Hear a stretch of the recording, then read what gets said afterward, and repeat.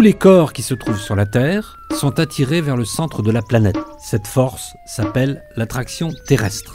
Pour lancer une fusée, il faut créer une force supérieure à celle de l'attraction terrestre. Comment fait-on ? On utilise le principe de l'action-réaction. C'est le principe du canon. Quand la poudre fait partir l'obus, le canon recule.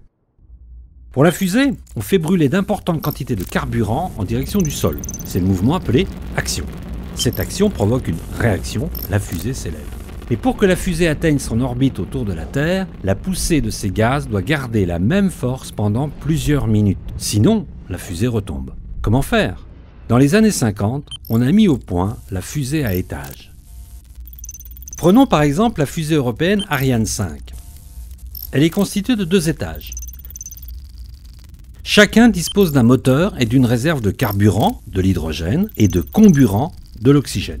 Le premier étage est le plus grand. Le second contient les satellites que la fusée emporte dans l'espace.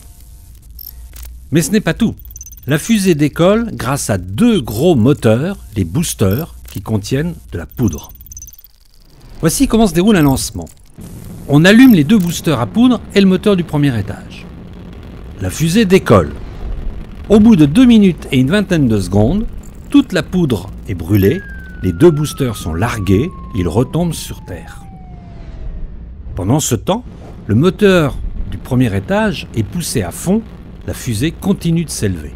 À peine 1 minute plus tard, le réservoir du premier étage est vide, on le largue.